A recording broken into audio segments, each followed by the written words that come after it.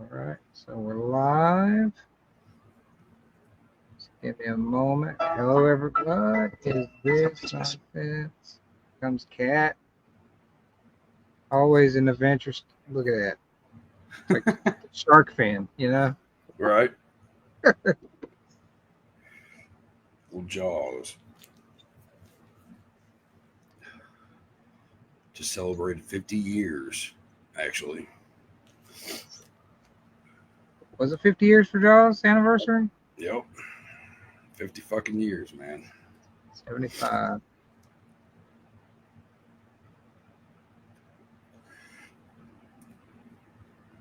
A movie that I consider a perfect movie. And it's taken me until I got older to actually realize I actually liked it that much. It's been a minute since I've watched it, so I need to revisit it. I know it's got I would say it's one of the most perfect openings to a Oh, horror. yeah. That opening has you hooked from the second it happens, you know? Oh.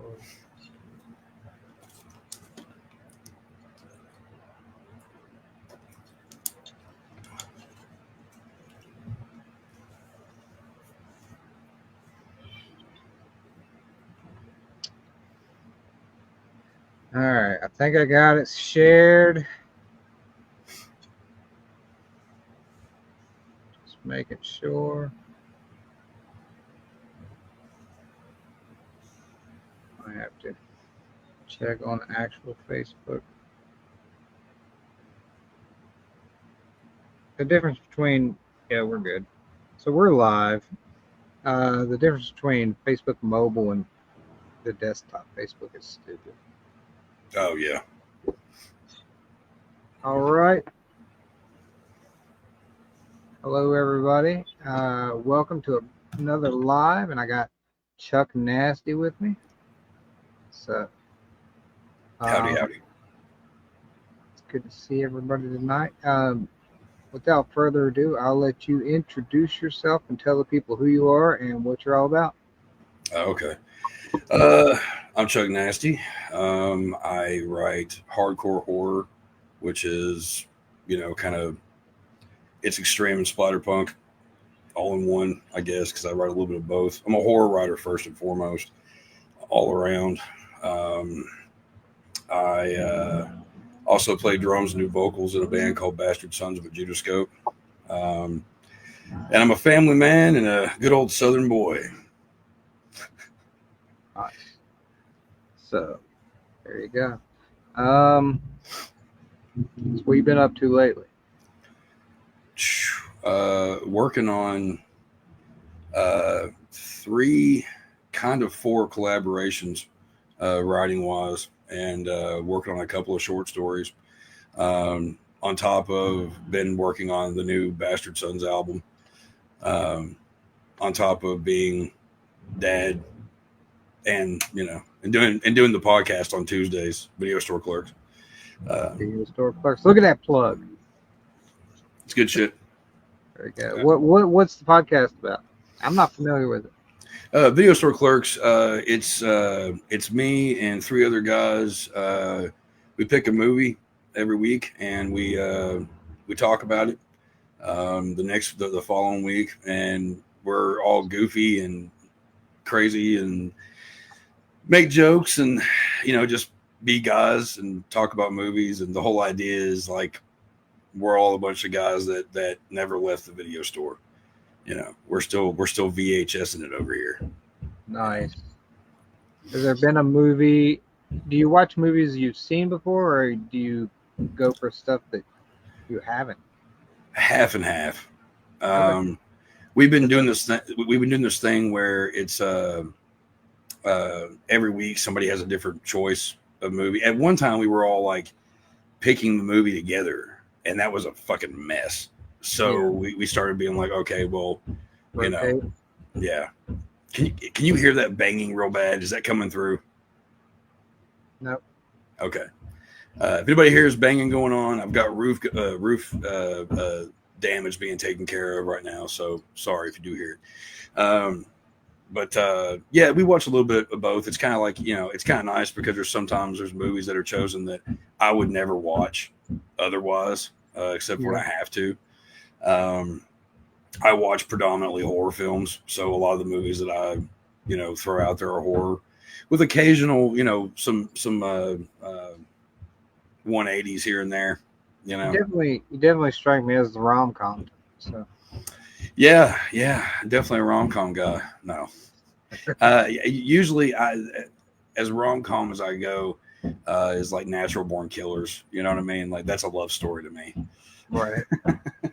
I like I guess you could technically put some of these movies in the category, but like Role Models, that's kind of a rom-com. Role Models, because he gets in trouble. Yeah. So like, they gotta adopt the kid for a while, but he's doing it to try and get back with this girl. So it's kind of romantic comedy. That one, well, where that movie doesn't completely focus on the romance part. I mean, there's romance aspects, and there usually is in most comedies. They have to have the different, levels of what's going on. It's like, oh, here's the main issue, which while the movie's called this, and then you have these little side notes. Oh, this guy's got a girlfriend, or he's trying to get a girlfriend, or this guy over here is doing fuck knows what. Like so you're always going to have that in most comedies. Yeah. But some rom-coms, I like some comedies. I mean, if sometimes the movie makes me laugh, but I don't watch many of them. I don't. Has there been any movies that you hadn't seen before that now you are like full in on and would recommend it for people to watch? A horror movie, like some kind of hidden gem that you stumbled across with this podcast? That's a good question. There's quite a few movies that I had never seen. We just got finished talking about the Ben Affleck movie, The Town. Yeah, that's a great movie. I had never seen it. Jeremy Renner. Yeah. I just it's I like heist movies. I love heist movies, but I don't have any time to watch movies most of the time. Fridays I have people come over and we watch horror movies and shit. And that's about the only time, and when I'm watching a movie for the podcast. So it's like, there's certain movies where I'm like, oh, I don't feel like writing tonight. My schedule's all fucked up with that too. But the Town, I liked, and that being one I never seen. One that I maybe liked, more after giving it a rewatch from the podcast. God, we're usually all pretty similar on our choices. I can't at the top of my head I can't think of one that I've really. I mean, maybe Jaws, because Jaws was one that like I've always liked it, but I didn't really give that much of a shit about it until being on the podcast, and we've talked about it a couple of times now, and rewatching it, I find that I really enjoy it. Maybe it's like a different perspective where you are in your life from when you first watched it. Well, it's like growing up. Yeah. I don't live by a beach. I live in Kentucky. Like there's no sharks looming around, so it didn't scare me. And then when I got older and realized I have a horrible fear of water. I realized that anything that has to do with things in the water that will kill you, which is a lot, I tend to be a little freaked out about, and so now I understand the fear of Jaws. I'm also, it's like Piranha. For the longest time, I said I would choose Piranha over Jaws, and as much as I still love Piranha, I take it back now because Jaws is a much better movie. But Piranha's fun as fuck, though. I love all those fucking movies. I'm a big alligator guy, though. I love alligator movies. All right. So like a Lake Placid and stuff. Oh, you kidding me? That's got one of the greatest lines in it, and it's said by Betty White. If I had a dick, this is where I'd tell you to suck it. Like, come on, man. That shit was great. I love that movie. And last night, me and my kids watched Crawl. It's one of my favorites, and we had a blast watching it. I love all that shit, man. Crocodiles and alligators—they're so adorable and terrifying. All right. So before I forget, I want to shout out Warren Iverson and Megan Stockton are both watching. So what's up, everyone? Hey, hey, hey. And I will start off with my first question for you, which would be, what got you started on your writing journey? All right, how long is this podcast? All right, so from the beginning, I started writing short stories when I was in kindergarten, first grade. They were always weird. My mom still has one of my first horror stories I ever wrote. It's a 2-page. It's written on those big, thick line paper, and it's just about a rat eating somebody's face. And as I got older, Goosebumps came around, and I was like, man, I really love this stuff, and I started reading, Stephen King and Clive Barker, like all in elementary school. And so like my mind was opened up to where I was like, man, I want to have, like, what would it be like to do this? Like my ideas were starting to like form in my head, and I was like, maybe I can do this writing thing. Yeah. So I'd write little stories. Like instead of playing tag with everybody, me and my buddy John would be sitting on the sidelines with our notebooks, writing stories. And then for years, even going into middle school and high school, I was working on that stuff. High school, I decided I wanted to be a rock star, so I started playing in bands, worrying more about that. And then a rock star loosely, you know what I mean? Like just those dreams you have in high school. And then I kind of didn't see the point for a while. As I got older, I still would mess around with writing here and there. And then life got kind of fucked up. I have a real big patch of my life that is not very great. And so I just kind of stopped doing everything. And then about, I don't know, fucking 9 years ago, 10 years ago, something like that, I got the idea to write again. And I started doing it more. And then I was introduced to Edward Lee. Yeah. And as I had a couple of my friends going, man, your stuff's a lot like his, it's very similar. Like, you should check him out.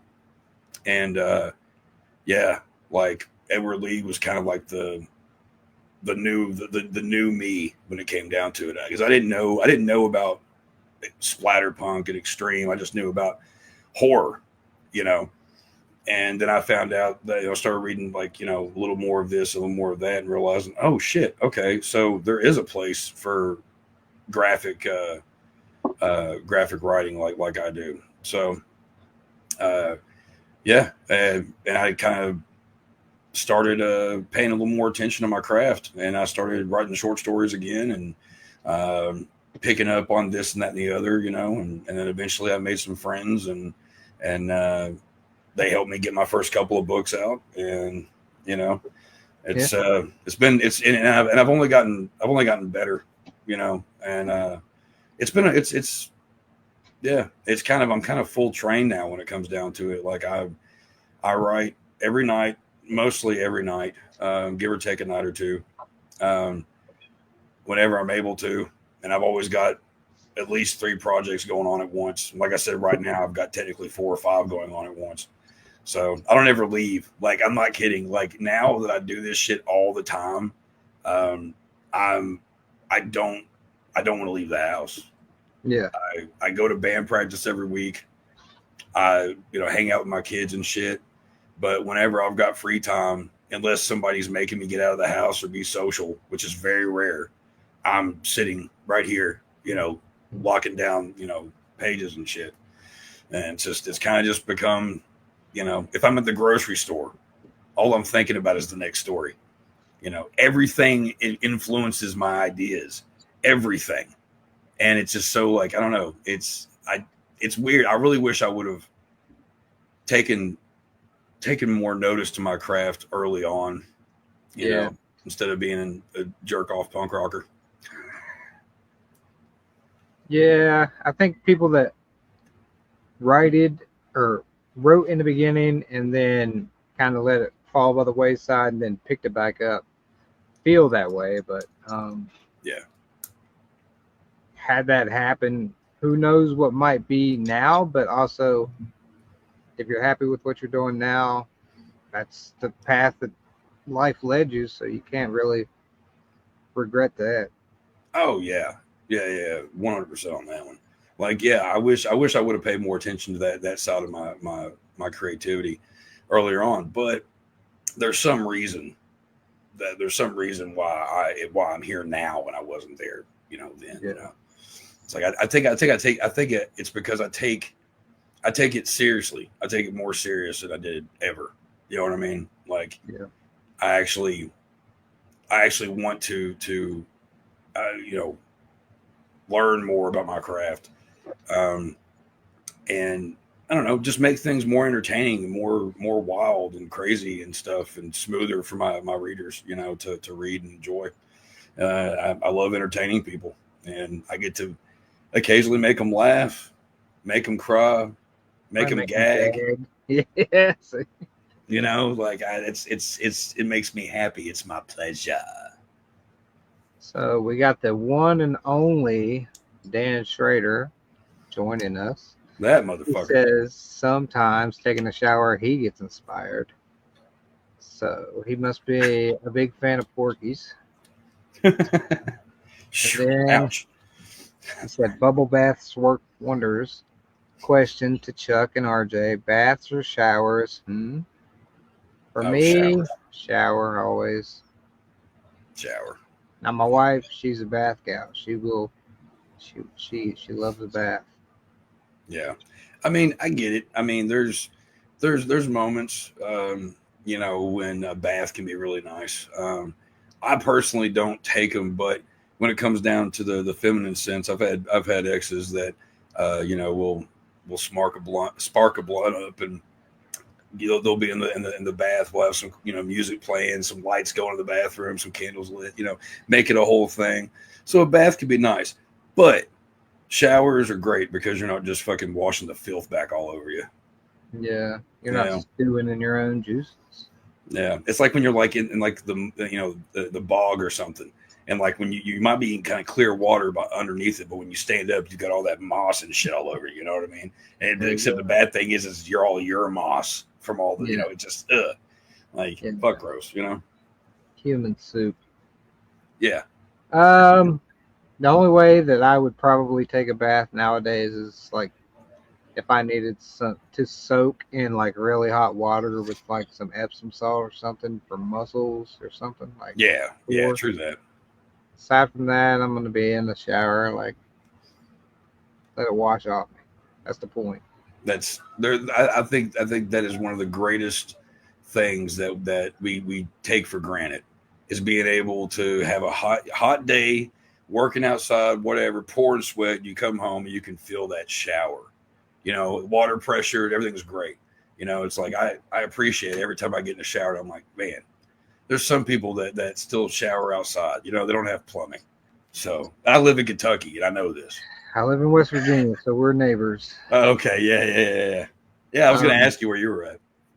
yeah, you'd be a Hatfield, right? Or would I be the Hatfield? I can never remember which side is which. I think you're the Hatfield. I don't remember. I can McCoy. never either. I think Yeah, that might be. It might. I think you might be the McCoy. It I might can't be remember. something to look into. I knew it one time. About to reenact some shit. Um, and before Dan Schrader brings it up, are you familiar with Totino's party pizzas? The square ones that come in the red Yeah, pack. yeah, of course. So if you're in a grocery store and you see those in the freezer section, are you grabbing the 3 meat or are you going for the combination? Depends on how stoned I am.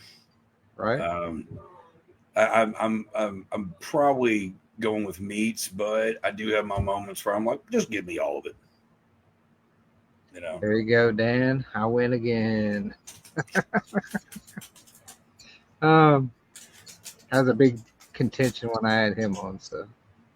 So yeah. So it's cool to hear about how you got started. Like you said, you were writing back then. You just let it lapse, but now that you came back to it, you sound like you really care about the writing for what it is now, and you want Oh to, yeah. like you said, you want to improve your craft. You want to study it, and the best way to do that is to read the people that came before you. Like you said, Ed Lee is a great example. Like I've read maybe a handful of his books, and um, most of them have been absolutely phenomenal. So the very first one I read was The Big Head. So I mean, I was going in head first that way. Well, no pun intended, right? Yeah, Well, the funny thing is when it came to Ed Lee, um, I got a buddy that used to have a little shop here in town, and he'd always come across horror stuff and whatever. And it became to books. He would read them and he'd hand them off to me. And he gave me City Infernal, and I didn't know anything about Edward Lee at the time. He just like I think this is like you might dig this. This is kind of right up your alley. It's got a cheesy cover, like cheesy CGI like man on fire kind of thing. And I was like, all right, whatever. yeah, I ended up moving. I started reading it, and I was liking what I was reading. It's pretty cool. But then I moved, and then the book went missing for a while, and I didn't find it again until I read the collection Carnal Surgery from Edward Lee. I got that, and then White Trash Gothic, which White Trash Gothic is basically his stand. It's his Dark Tower. You know what I mean? It's got characters from all. So like I didn't understand certain things. I didn't realize that. But later on, I would read The Big Head and some other things and go, oh, okay. Like I get it now. The book of his that really that I read. Oh yeah, the television. To the television. That was also one of the first ones I read too, and I love that book. Like that book it's so much fun. The ending's a little wonky, but it's just a fun read. It's a real quick read, I think, and it's one that like I don't know. I use as inspiration a lot. yeah. If I'm in certain days, certain times of the day, if I need to wake up a little bit and hop in the shower, I'll throw on the audiobook to the television and listen to it while I'm in the shower. So when I get out, I'm good and motivated. You know what I mean? But yeah, no, Ed Lee and Jack Ketchum and Richard Lehman, who I haven't read much of, but I need to read more of. You got know, Wrath in there. huh? Wrath, James Oh White. yeah. Well, see, I'm actually reading Master of Pain right now. They wrote with Rufty, Yeah, and I'm almost done with it. I'm really loving it. Like it's got a little bit of everything in it. yeah. But I read Pure Hate, Pure Hatred. Was the first book that I read of his, and I was like really intrigued. And then at TBR last year when he was there with us, I bought oh shit the short story. It's real skinny. Oh god, I'm drawing a blank. Something his pain or whatever it's called. Yeah. Damn good story. Are they not done yet? But it's a really intense story. And I also bought Master of Pain there, and there's a whole he's got a whole slew of books I want to read. But yeah, I really dig his stuff a lot. I'm really behind on his stuff. I want to next time I'm at an event with him, I want to grab the Bug Collector from him because when Yeah, I had him on here and talked to him, like he was selling me on that book, so I want to get that one from him. I've heard a lot of good things about that one. Yeah, sounds horribly Yeah, wonderful. seeing some people read it and then been like, I need to take a shower after that. So yeah, That's when you know you write a really good one. You know, yeah. I love it. Richard Lehman, like I love Richard Lehman. I've probably read maybe about 10 books of his so far, which is kind of just scratching the surface. Like he's got Right. so many books out there, but I I have maybe run across one out of all of those that did not click for me. But for the most part, like Richard Lehman, he's campy, he's fun, he's splatterpunk and like He was some of the first splatterpunk that I read, along with Jack Ketchum, getting into like reading things outside of mainstream horror. So Yeah. I can't recommend you reading more Richard Lehman. I would be interested to see what you think about Night in the Lonesome October. That's a I, fun one. It's one of my I want to favorites. read that one. I want to read that one. It's so just weird. Like that book is just so strange for no reason at all, and I love it. So Oh yeah. I No, unfortunately, the only one that I've read from him is The Cellar, because everybody told me good. because I was wanting to find a book of his that I should read. You know, I never read him before, or whatever. Judas Sonnet was the one that was like, you should get The Cellar. That's what you should Yeah. start with, and I loved it. And I've listened to Savage on audio, and there was one other one that I haven't finished yet. I can't remember what it's called now though. I go back and forth on audiobooks. Yeah. Yeah, That's but I what I've been definitely need to read more. recently. Yeah, I need to get back into some Layman. There's a bunch like Savage is one that I had on my TBR forever that just sounds so good. It sounds so cool. It's But pretty cool, yeah. Dark Mountain was my very first Layman, and I read Dark Mountain and Dark Hollow back to back, which is Brian Keene, and that was the first book by both authors that I read back to back, and basically fell in love with both of their writing styles. So What's your favorite Keen? What's your favorite Keen book? for me, it might be impossible to top, but it has to be Ghoul.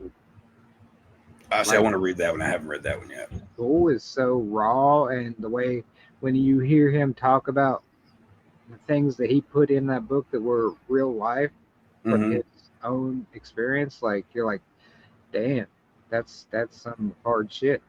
So Yeah, I love Conqueror Worms. Conqueror That World. one's I've got a Earthworm signed copy of Gods is that. what I would call that one because that's the original name. What was Earthworm it?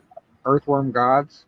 Okay, see, I thought that's what the case was, but yeah, the copies that I got is So Conqueror Worms. you got the leisure editions. Yeah, yeah, So yeah. yeah, like they changed the name on him, and then when he got the rights back, he changed it back to the original title. So Oh, nice. Yeah, no, that one's fun. That was my first introduction to him. The same guy that introduced me to Edward Lee was like, "You should read this, dude." And then I read The Rising. yep, the Uh, Rising's good. yeah, And damn good zombie. yeah, like very, very outside the box. Jason Nicky says the Complex is really good. Dark Hollow is his favorite of Brian Keene's.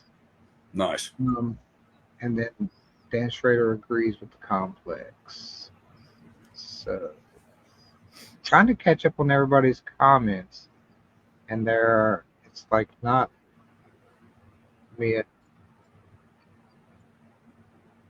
Oh, I don't know if you could have heard that. What? Also, we got Robert Essig joining us, so Mr. Knox Hey, himself, and he says Creekers is his favorite, and that would be an Ed Lee book. Kriegers is good. Creekers is good. Yeah. So catching up on all the comments. The Resurrectionist is one of Dan's recommendations for Wrath of Wrath. Fly.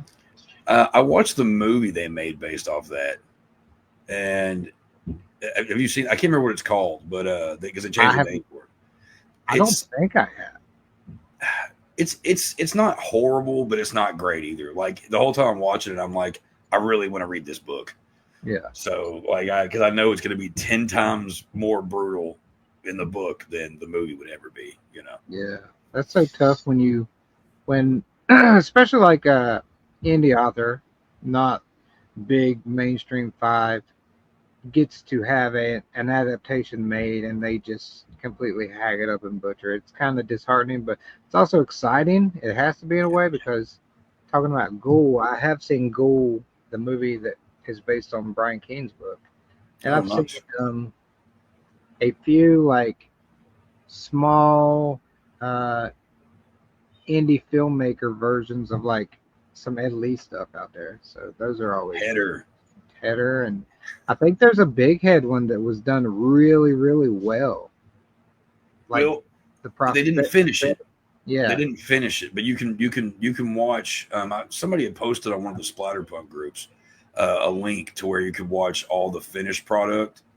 And man, it looks cool. I really wish that they were able to finish that because I was excited. I was like, oh, and when it was done, I was like, man, that really sucks. Because I think that would be a really crazy movie to see, to see adapted. Because Header, um, I've probably watched Header more times than I probably should admit. Yeah. It's just one of those that when I have people over, and it's like, all right, tonight's the movie, and I have a whole batch of people that I'm about to show that movie to here in the next couple of weeks, and I can't Yeah. wait to see their reactions on that one. Yeah, Another one that was done pretty well is The Woman, which is based on the third book of Jack Ketchum's series. yeah, the off season trilogy or whatever. Yeah, I think it's called The Woman Trilogy or something like that. It's something, yeah, it's something like that. Yeah, no, the woman was really good. Yeah, I watched that not too long ago. It's such a fucked up movie, such a yeah, fucked up story. it is. Like I love that trilogy. Like that's a trilogy that's just solid all the way through. There's no dips. I think it's. Yeah, I mean, I like some of the books more than others, but like every book is worthy to read. So, oh yeah, man. No, I. What's funny is though about the woman, there was a remember the Masters of Horror yeah, TV show. Well, they had a there was a movie. I can't remember which one it was that was very similar. I want to say was it called The Woman or was it Masters of Horror or was it like the eight crazy films to die? oh no, it was Masters of Horror. Okay. But I can't remember.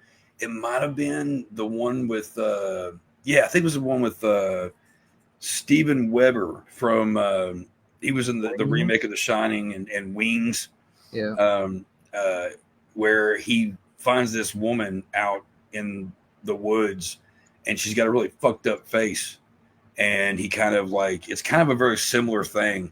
And when I watched the woman, like the Jack Ketchum based one, I was like, wow, that's interesting because of course the woman was out before that. Yeah, I know. Yeah, I haven't watched too many of the Masters of Horrors one. I think it's only got 2 seasons, but there's a bunch Yeah, of, and it's all like legendary directors doing yeah, really cool stuff. But yeah. I can't remember who made that one when it came to that.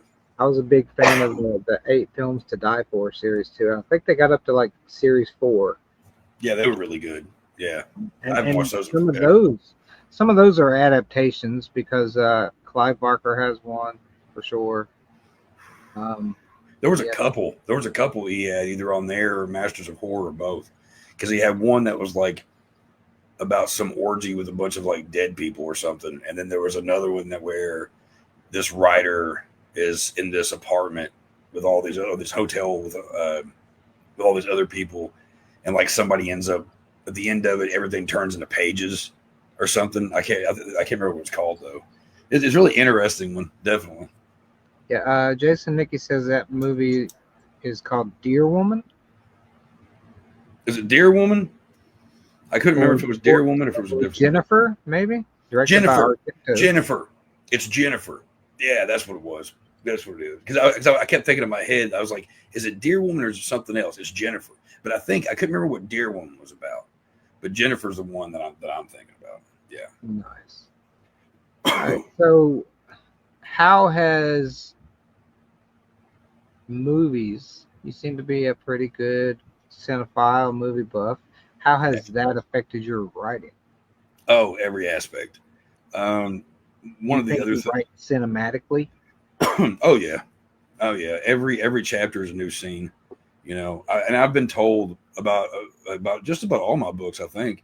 Um, I've been told this in general that like I write very cinematically.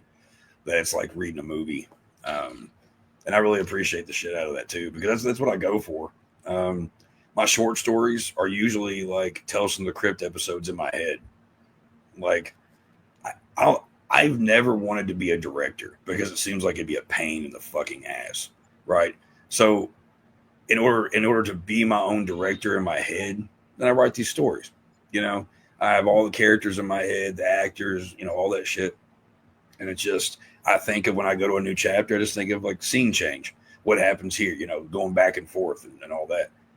It's very rare where I'll have a chapter that goes from one scene to a totally different or to like the same scene. Because some people they'll have. I'll go from like a conversation between two people and there's some craziness going whatever, and then jump immediately to another character doing something else, and then like maybe like the third or fourth chapter I'll bring it back around. You know what I mean? Yeah. Like just because it reminds me of how it would be in a movie, like completely. Yeah, absolutely. Like I think I do the same technique for mine. Like it's literally a movie playing out in my head that I'm transcribing onto the page. So yeah, I think you get the best results too. Like in my head, I think that everybody does that when they write, right? it would have to be like I don't know, like it would be like imagine if you was like writing or if you thought the way that a screenplay is written, that would be terrible. That would be rough. Yeah. I think in a way I do write. Like I've written scripts, and I kind of hate it. I don't like the format. I don't like the whole because there's a whole certain way you have to write things and all that. So like the way that I write my stories and everything, I do kind of have those moments where it almost plays out like a script, but it's not in script form. Does that make sense? Yeah. But it seems to work. So I mean, I don't see how anybody can be a writer and not have it like a movie in their head. I think it just comes down to how it's written. Yeah. Yeah. How detail oriented they get with their writing and stuff. So. Right. Yeah. Everybody's got their style. So I'm gonna adjust my normal question to this and say, since you've started publishing, what advice have you received that helped you in the beginning? And then what is another piece of advice you learned that you would like to pass on to others? First piece of advice that I got. Well, I was told originally don't look at reviews, but reviews don't bother me. Yeah. That's a good piece of advice for writers, especially new writers, because you don't have that developed thick skin. I mean, you might be that way as a person. Yeah. But sometimes as a new writer, if a established writer tells you not to look at your reviews, they're kind of trying to protect you from that, those feelings. I think that certain people can handle the reviews and some people can't. Because here's the thing. Here's my advice. The thing that I've learned, a couple of things. One, stay out of drama. Stay the fuck out of drama. If you see drama, go the other fucking way. You know what I mean? That's one thing I've learned. The other thing I've learned when it comes down to critics and reviews and stuff, I don't want anybody coming down on me for this one because I know that a lot of people have done this shit, but I think a lot of people understand what I'm saying. There's a lot of people who will get a horrible review, right? And then they'll repost that review and then bitch about it, right? And be like, well, how could you? I spent so much time of my life writing this, and how could you? It doesn't fucking matter at the end of the day. It doesn't fucking matter, right? It's like the thing is, you have to take the criticism of the readers, and you have to actually hold it dear sometimes. Not those trolling motherfuckers who sit behind their fucking, those SJWs that sit behind their fucking their computer and tap and bitch. Not those motherfuckers. Those guys are trolls and they're just trying to cause problems. Like when it comes down to it, because I've gotten a few shitty reviews, and the thing is like after reading them, I go, yeah, I get it. My book House of Flesh, I don't have it. You can't buy it right now because I've got somebody editing it right now. It's taking forever, but they're editing it right now because I am proud of that book, and a lot of people loved it. But a lot of the reviews, there's one in particular, I can't remember who did it, and I'm not going to say their name anyway. The first half of the review was praising the fuck out of my book, right? They're like, oh, this is great characters, description, like it plays out like a movie, blah, blah, blah, blah. But then there's the however part, which is where it's like, however, there is, you know, errors on just about every page. Like there's, you know, misspellings, all this shit. And I took that to heart, and I was like, all right, like I need to take this to heart and actually need to go and take care of some things with some of this and pay more attention. It was all my fault. That's another thing. Pay attention. That's like, you're excited to get your shit out. My first two books, all right, Thirsty and House of Flesh. Like Thirsty, I know there's errors in that book. I know there are. Not as many as there was in House of Flesh, but there are errors in it, and that will be taken care of really shortly too. Everything that's getting that one's getting a fucking reissue. I'm pimping my ride, right? But the thing is like I recognize that you have to really recognize like that. Some of these critics are trying to help you. You know, you can't go start bitching at people because Jackie F in fucking Nebraska said that, you know, that the book, like there was no plot or they didn't understand it, blah, blah. Don't fucking blast them. Like, well, you don't understand this. And da, da, da. Just don't let it, they weren't meant to understand it. There's a lot of people out there, especially in the extreme, like hardcore splatterpunk genre. There's a lot of people that are on some fucking high horse and want to come after all of us because we're pieces of shit or we write this horrible shit, blah, blah, blah, blah, blah. Fuck them. They're not ones. They're not on our side. You know, Yeah, they're not. They're not. Yeah, no. So they don't matter. So some of these people don't matter.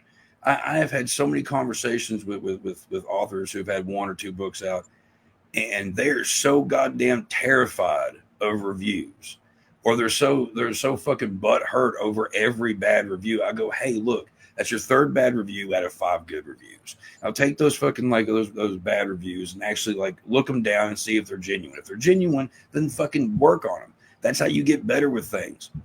You know, don't fucking make it a goddamn post to make everybody hate this one person because they were honest. Yeah. You know, that's why we have people doing these reviews.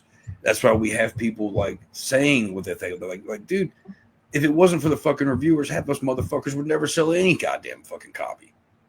You know? So you can't go fucking bitching and moaning at the fucking people who are actually trying to help you. Now, the trolls, you know which ones they are, too. They're the ones that'll give something a 1 star or no star or whatever the fuck. And they'll have like one line, oh, this book is immature or this book sucks or something like that. It's like you're just trying to get a rise. Don't let them get a rise out of you. Believe me, I face plant, like I do that shit. Like I every time I see a newer author post that kind of shit, and I'm like, don't. It's so fucking cringy. Like, what the fuck? Now playing music since I was 15 and playing shows and shit, like I'm already used to people like either loving me or hating me. Yeah. I'm already fine with that. Not everybody's gonna like you, but not everybody has to. And that's kind of the beauty of it. So my advice to the newer ones that are just now getting into things, fuck them, Angus. Don't let them fucking like rule your goddamn fucking sunshine. Get rid of the fucking clouds. Don't worry about the negative shit. Keep with the positive. Keep with the grind, and keep doing what you're fucking doing. Bada bing, bada fucking boom. Is that a quote from the movie Angus? Yes. Screw him, Angus. Love that movie. And George C. Scott was awesome. It's not purple, it's plum. You broke my fucking nose. I love that movie. I haven't watched it in forever. Probably one of my favorite soundtracks too. Like, and it's got my favorite Green Day song on it, Jar. Really the sad song, but it's a great song. Just touching on what you said there, though, like it's sad, like you mentioned new authors doing that, and I see well-established authors doing the same bullshit. So I do too. I roll in cringe Like you're only fighting the hand that feeds you, and you just turn off other reviewers Yeah. uh, reading your stuff. So whatever, but there's no point in blasting people unless it's like even if it is like meant to be mean spirited in their review, like you said, for a troll. Yeah. Just fucking scroll on. Like you can't you never were their cup of tea, and you're not going to be. So Yeah. And fucking a lot of them are anonymous. So they have like, a lot of these motherfuckers have their animosity towards you, and for whatever reason you'll never know, you know. And, some now I will say this though, there are some people that I've seen who post reviews and they don't show the names, whatever, but they might be like, Matt Shaw does this a lot, where like he'll post like, all these like, like, oh, this was vile and da da da, that kind of shit. And he'll just joke about it. Like that, if it's done the right way, you're not being like a fucking whiny ass baby. Like, okay, if you're not exposing anybody, and if you're just being like, hey, 1 star, 2 star for this reason, that reason, and you find it funny, cool, but don't be cringy about it. Does that make sense? Yeah, the stuff I've seen him do is like he can be self-deprecating about himself. Right. Yeah. And so he's taking it in good humor.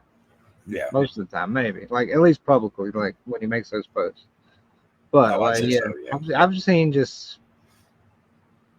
authors attack reviewers for no reason, and then the bandwagon comes in and backs them up. I'm like, that ain't the way, Chief. So, yeah. Once you attack, that's the thing though, is like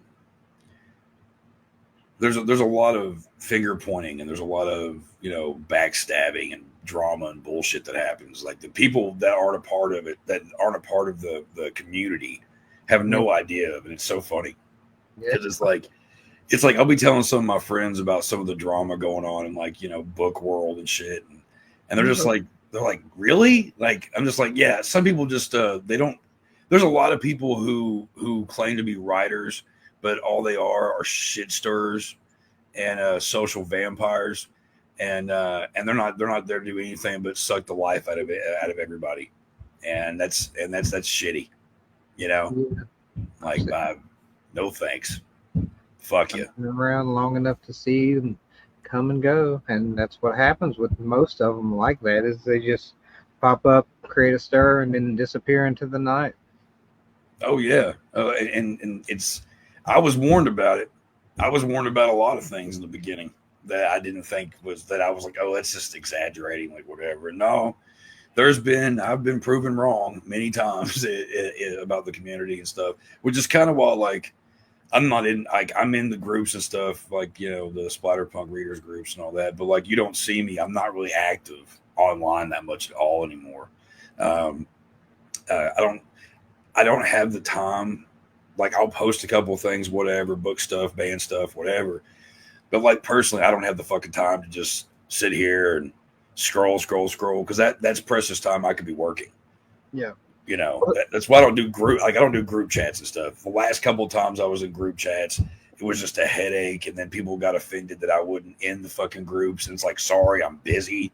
Like, I don't mean to be a fucking dick, but like, I only have so much fucking time out of my day to do certain things because I do so much. Right.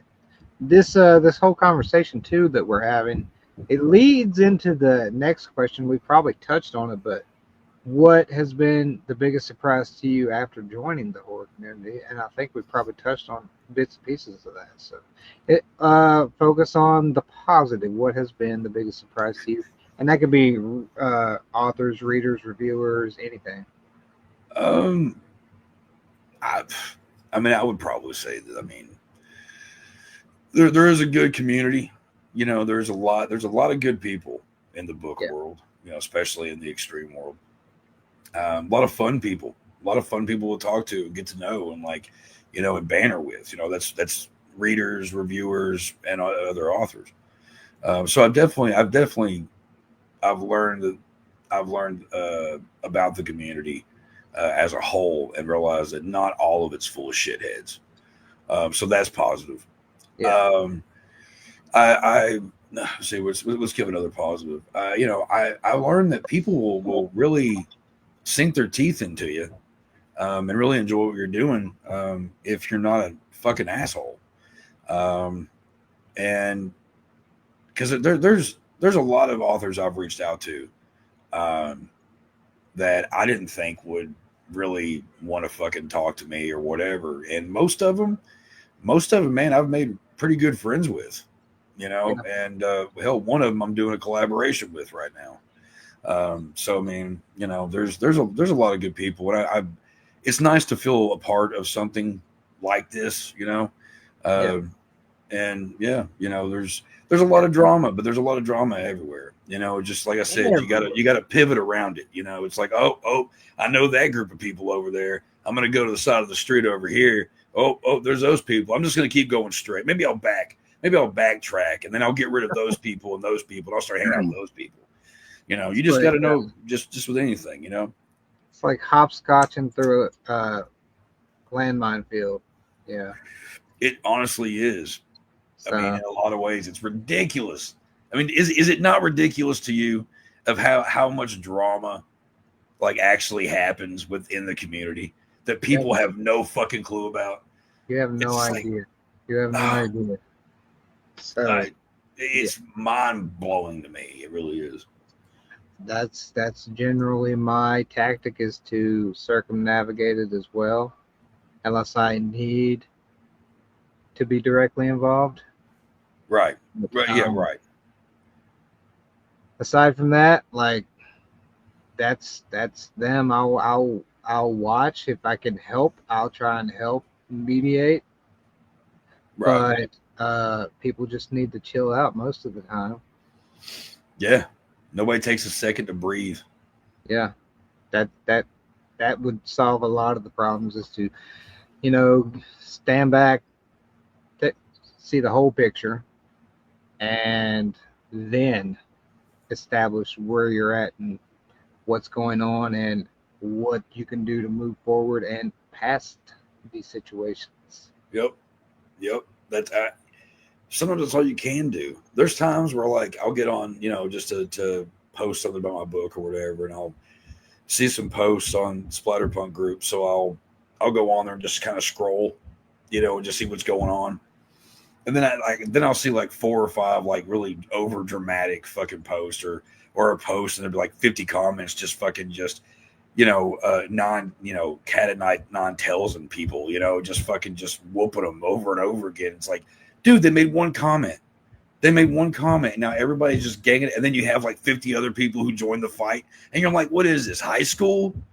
Like, it's like I throw in the towel at a certain point, and it's like, me and socials, we get along about this much sometimes, and the rest of it, it just mentally there for a while, there was a good little bit where my mind was all fucked up. I was overwhelmed. I was going through a bad place in a lot of ways. And there were a lot of people, there was a lot of factors of a lot of people who weren't helping this at all. And I kind of backed away from a lot of fucking people because of it. Like, I just now I say hi, and I walk on, and oh, you message me, cool, I'm the little ghoul that just sits in my room now, until I need to go out of it. Yeah. Social media and in real life. I think another good thing is, like, in the horror community, you find your tribe. You find like-minded individuals that you might not find in everyday life out there. True.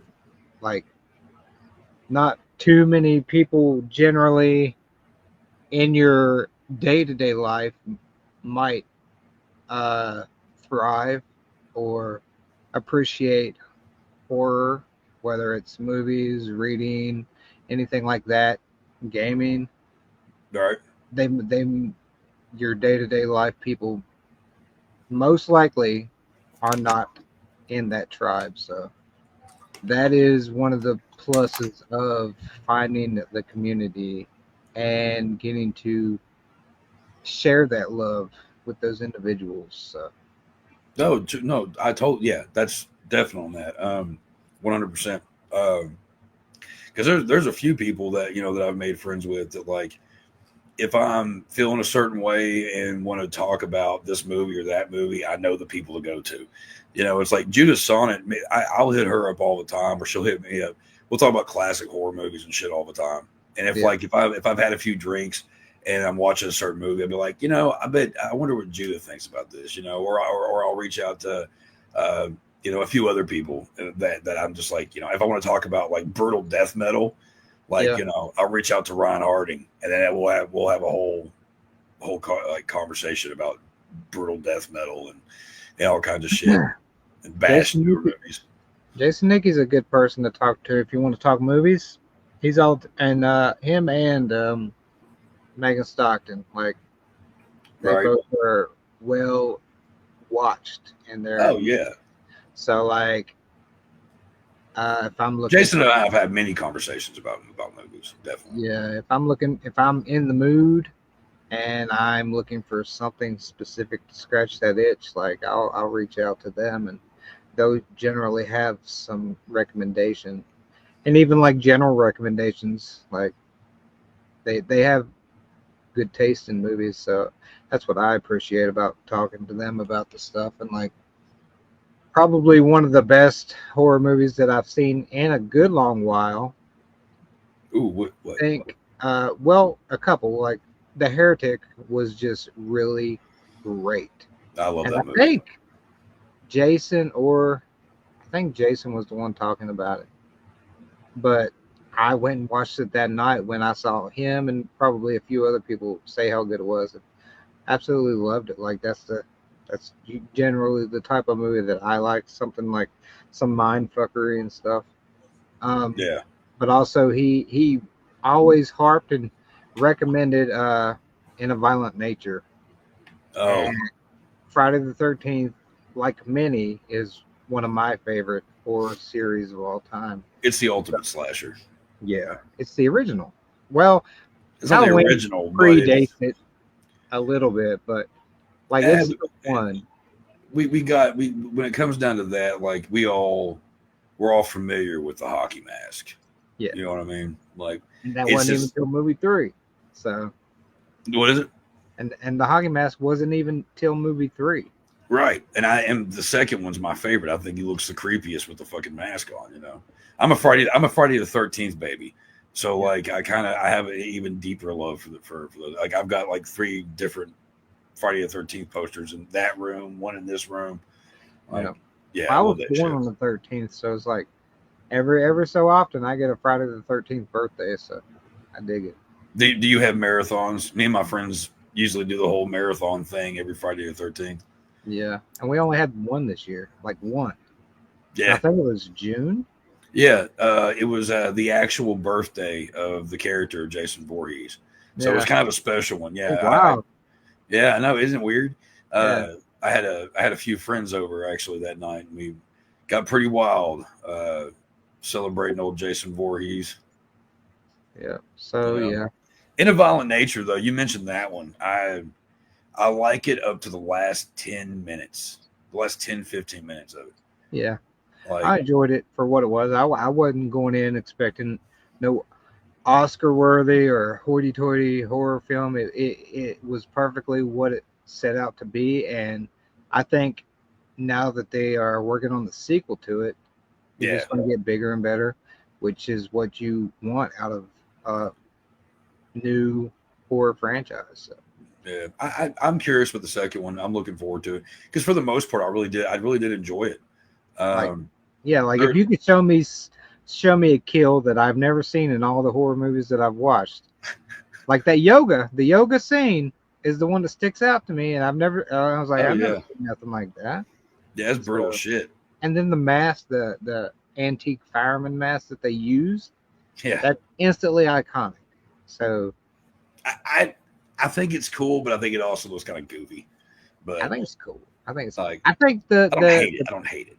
the premise, like if you want to get into Goofy with that movie, like the premise of how the dude comes back and stuff, I was like, that's a little nah. It could have been How fleshed long out. has that been sitting there? Yeah, Like, come on.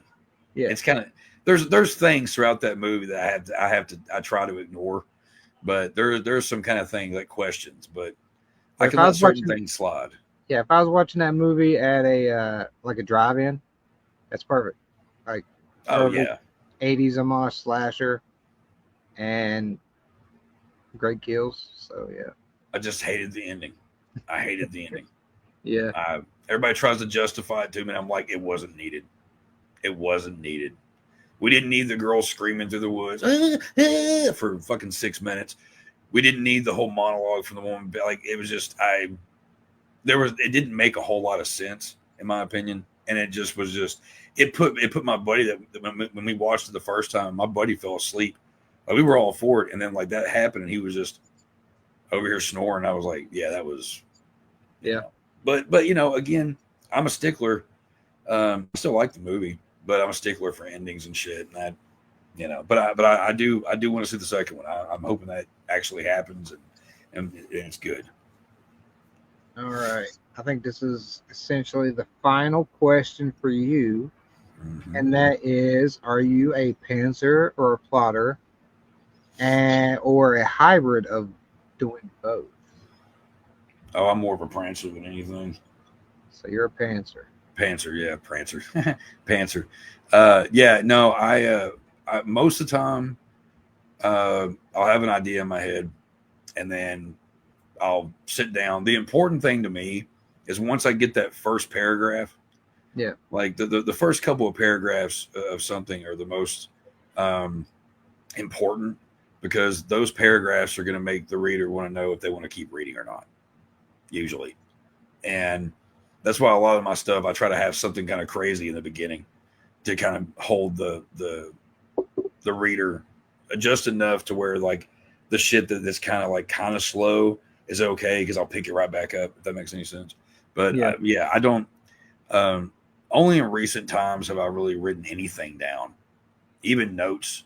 Like I realize now as I get older, remembering certain names gets lost in the shuffle because like also where I say I write, I'm usually doing 2 or 3 different projects at once, if not more. So like I've had to start writing down names of people and be like, this is for this story and this is for that story. Because here recently I was working on one and I totally had to go back over it because I was writing the main character in one project as the name of the character from the other like project. And I was like, fuck me, Right. And so I have to write them down now to kind of, I think it's good to do either, it's Yeah. just easier. It's if I'm not planning it, for me, it's more fun because it's like a movie you've never seen, Yeah. And to me, it's like I'm sitting down and I'm basically watching a movie, and it's just playing out. I don't even know. I'll get that first like page done, and then the wheels start turning. Next thing I know, things are popping in my head that I didn't even realize were popping in my head, and and then there it goes. More fun for Yeah. me. If you're having fun, you're way more motivated too. So Oh yeah, yeah. If anything has to feel a little bit like work, it kind of sucks. Um, I There is a couple of projects I want to do where I'm going to be doing a little research, which I'm kind of excited about, and that's always important. Research is always important, but taking like 50 because I know some authors that will write like they'll write a book in itself of all the notes they've taken, and I'm like, whoa, what? Huh? yeah. Like, what? Yeah, the plotting is almost larger than the work itself. Like it's a short story in and of itself, plotting out the Yeah, whatever we're working on. I'm like, okay, they're I'll write down maybe like plot beats that I want to hit throughout the entire story, but setting out an entire outline, it's just too rigid for me. Like I want the flexibility of being able to freely change on the fly and completely open up every avenue possible and see where Yeah. the story goes. Yeah. I did try. I did try to outline. I was like, I'm gonna give it a shot. And I did try to write out, like, line out something once. And I'm telling you, I went against everything I wrote down. And I was like, this Right? is why I don't do this, because I'm like, okay, well, that's been completely changed, and that didn't even happen, and this is going this. And I'm like, yeah, this isn't for me. Like Yeah. this is because. And also another thing is though, if you're spending so much time with all these notes and planning every fucking chapter down to the T out, by the end of it, I'm going to be burnt out from that story when I go on to the other thing already. You know what I Yeah. mean? I feel you. Yeah. So, final question for writing stuff, Mhm. and this is an interesting one for you. Um, what I know you say you're primarily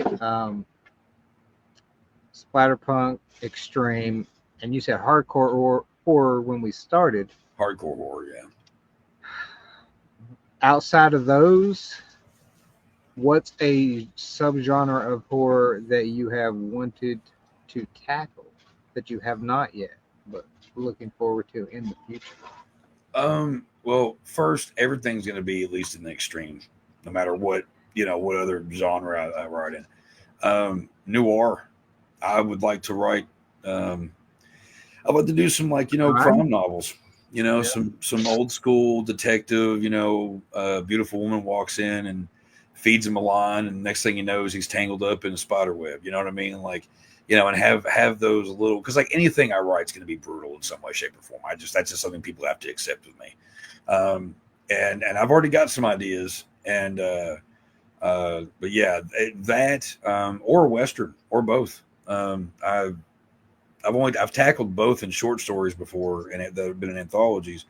But I'd like to really explore that more, because it's like, man, there's so much brutality, Yeah. in certain time periods. You know what I mean? Like, you go back to, the real big, the Al Capone days, how brutal shit was then with them, the cops, all the outlaws everywhere. And then you go with the fucking, like, the Western, you got the Indians and the cowboys and, like, all the shit that goes on with both those camps. And, like, there's so much. I mean, fuck, people used to get, tops of their heads chopped off, fucking skin and shit. Yeah. Like, that's fun to me. Yeah, Writing it anyway. it's a different playground when you change the era that you're writing in, for sure.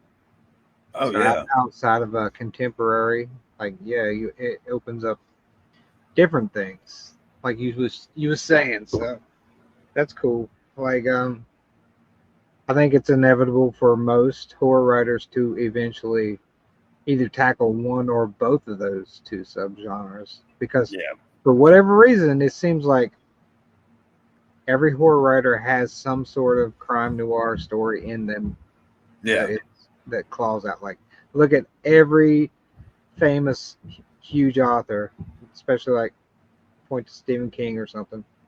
He has at least like two or three hard boiled crime novels out there. yeah. Oh yeah, yeah. He's definitely tackled it a little bit. Yeah, so like, and then you'll see other writers do it. Like, it's almost inevitable, or the western. Like, I don't know. It's just like, I think it's because it's such an influence for people in their lives, like in the early, especially if you were watching movies and stuff. You're going to watch a western. You're going to watch a crime noir film, and I think that just influences you so much. Maybe not in writing or until you become a writer, but like it might uh, influence your interests in reading or movie watching. So Yeah, I always think it's inevitable for horror writers to dabble with those subgenres for sure. yeah. With the noir one, I've actually been one of my favorite shows is Kolchak, the Night Stalker, Yeah, the old one with Darren McGavin from Christmas Story and all that. I've been watching. I watch those all the time because I love that, and I would like to write I'd like to write a good noir PI kind of story, but have that horror element, looming around in it. You know what I mean? Like, Yep. and that's a good influence right there. Is fucking Kolchak. That's a great show. I highly recommend it. So there you go, folks. For the final, we got a couple comments right now, so let me address those. London Blue says, "Here's a question for you. You kind of hit on this already, but my daughter and I were talking about that. Some people say they don't see a movie playing or even pictures in their head while they write or read. What do you think? Those people who don't see it in their heads, what do you think is going on in their heads? And if they aren't seeing it, how do they stay interested?" So basically, yeah, you I have no idea.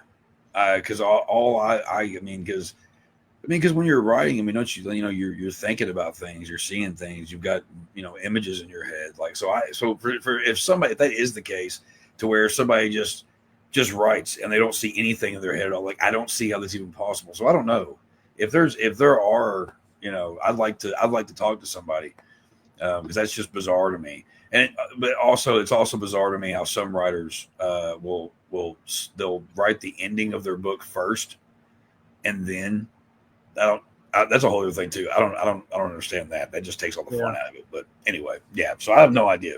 No idea. I know a lot of people that do that. Like, they have the ending first, and then they read or write everything leading up to it. Yeah. Or I don't know. I don't know if I've ever done that. Like, as I started writing, I might click with an ending, and then that's gonna almost certainly change as I write more and more of the story. Yeah. But also, I like to I generally have a title when I start a story. Yeah. But also, like, I'll go in with a title only and build a story around the title if the title is strong. Oh yeah, a lot of death metal contributes to some of my titles sometimes, especially these days.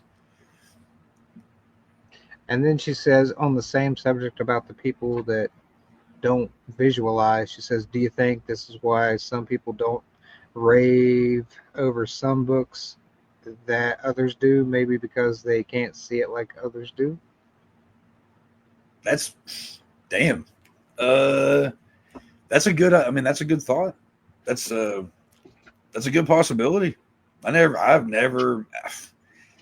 I mean, I guess. I mean, I guess because there's preferences, you know, but maybe the way that somebody reads can reflect from the way that the writer writes. I've never actually thought of it that way before. That's interesting. Yeah, I don't know. It's a possibility though. It's a pretty good possibility. Yeah, that's a good one. Dan Schrader says he tends to start in the middle or something, and probably builds out from both directions. So that's probably more where I'm at. Like, if I get like a crazy scene in my head, I'll build up to the scene and then see what's lying past that scene. So that's generally how writing goes for me. Like the first seed of an idea. Yeah. So, all right. So, with that, do you have any upcoming live events that you will be attending? What do you mean, like cons or anything? Yeah. Well, they're kind of both open right now. I did ask you about TBR. We met last year at TBR Con, and that was the first time you and I had met face to face. And then I asked you if you were going to be at this year's, and I think you said it's still open. So it will. All right. So there's Gross Fest in Pennsylvania, in Pittsburgh, next month that I'm supposed to be sharing a table with a buddy of mine. That he sells like just different horror related stuff, movies and all kinds of shit. And he's also a photographer that deals with that kind of stuff too. So he sells prints. But I don't know. That's up in the air at the moment because of some things. And then TBR, Robert Essig, I might be sharing a table with him. If I can't, I'm having an issue finding a roommate. Funds are not the best. Trying to find somebody that wants to split a room. You know, I'm housebroken. I'll let you sleep. I'll stick to myself. If I can't find somebody to share a room with, then I'm at least going to try to go up there for Sunday, maybe. Yeah. So and then just leave afterwards. Which kind of sucks, but got to do what you got to do. And I had a lot of fun last year. I made I met a lot of people like yourself, and I had a blast. And there's even more people that are going to be there that I'd like to actually like see in person. Dan being one of them. So hopefully that all works out, and I can get there. Yeah. Yeah, if you're meeting Dan for the first time, all you're going to get is some shitty pizza recommendations. So Well, you're Dan not and I really talk all the time, but we've never met in person. Yeah. So I know his shitty taste. I'm just kidding. I'm just joking. Love you, Dan. So, is there anything you're working on that you could tell people about, and when they can expect the next thing from you? Ooh. I can say that I'm working on a really cool collaboration that has to do with the blues. I'm working on a cool collaboration that has to do with cults. I'm working on another collaboration that has to do with, I can't even say what it has to do with. It's like a sci-fi horror thing, and I'm pretty fucking proud of what me and this author have done. And I've got a couple of other collaborations that are kind of on they're ready to be coming up here soon. And then I've got a couple of short stories. One thing I'm working on is trying to work on getting more short stories for like a brand new collection. Instead of just putting out like my last book that I put out was Twisted Eyeball Juice, and it's a collection of just mainly stories that have been in other anthologies, but there's one or two that are lesser known, and one of them has never really ever been seen by anybody. So I'd like to get I'm working up some new stories for a brand new collection, and working on the last story. I keep forgetting about it, and I hate to say that. Work on the last story for what am I calling it? Further Into Hell, Fresh Kills 2. I just got to work on that last story for that, and then that'll be out at some point. Yeah, that's what Dan said was Fresh Kills 2. Yeah. And that one is because a lot of people really enjoy Fresh Kills 1, Going to Hell. And it's one of my favorites. It's pretty cool. Flesh. It's very, very Tales from the Crypt inspired in a lot of ways. But the second one is a little grosser and a little meaner. So, so I'm looking for, I actually almost had, I'll tell you, Dan, since you're listening, I almost had that motherfucker done. But the final story was dragging on, and it just did not. At first, I was all about it. And I was like, yeah. And then the further I got into it, I'm sitting there thinking, well, fuck, if I'm going to keep writing this is its own fucking book altogether. And then I got to another point to it where I was like, it's kind of stale. I'm not really feeling it now. So I've got to think of another story that fits. The cover's already been made. There's already a cover for it. And it's very similar to the first one. It has scenes around it that have to do with the stories in it, but it's purple. So the first one was green. This one is purple, and then the next one's going to be orange, and then the one after that's going to be pink, I think. But it's going to take me about 15 years to make all these. So nobody hold your breath. It's taking me fucking forever to get this one done. Dan also mentions House of Flesh. Mm-hmm. And then he says, will Fresh Kills 2 have the Man in Black character? Oh, of course. Yeah. The Man in Black he's going to be in all of them. The last book to that, because I'm hoping to have 6. And the last book is probably just going to be a novella. It's just going to be one story, and it's going to be kind of um, it's going to be the end of it all, basically. Um, so it might end up being the Man in Black's like backstory, like the full like why he's even doing all this shit, you know? Yeah. Like so, because like the book 2, there's a new character that's going to be showing up here and there. That kind of helps with certain things. There's a whole bunch of things. It's going to be a lot of fun to write whenever I have the fucking time and know what the fuck I'm going to do with it. So I've still got, the ideas are flowing. Me and sequels, man. I would have never made that a goddamn sequel if I knew it was going to be this much of a pain in the ass for me to do it.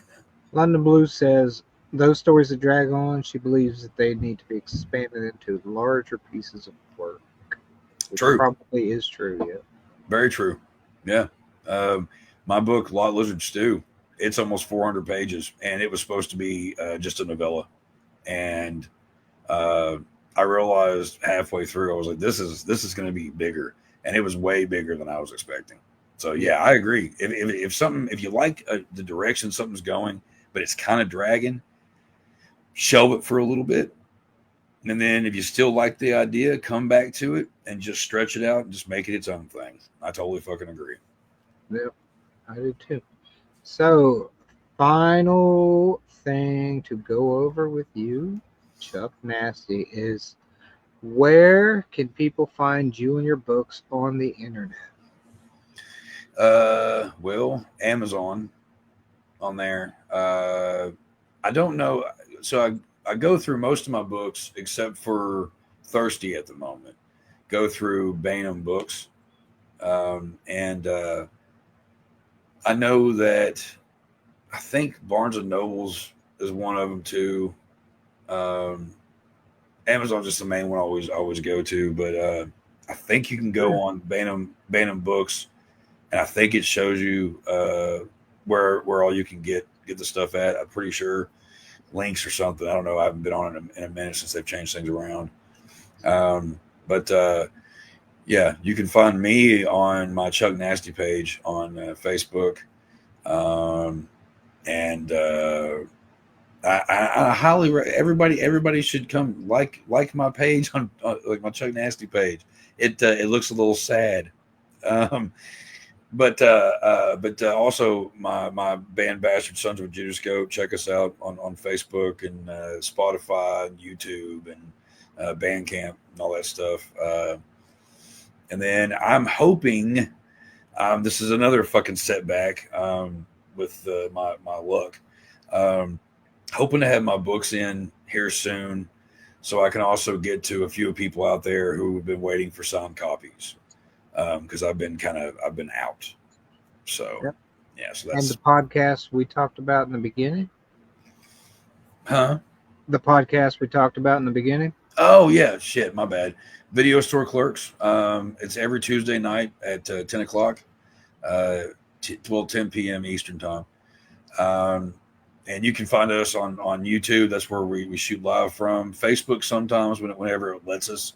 Facebook, they're really fidgety about certain things. And then on our Facebook page, I think we have a TikTok too. And I think we have an IG, but I just know mainly Facebook and YouTube. So Video Store Clerks every Tuesday night, talking about your favorite movies that you may have never watched. All right, everyone.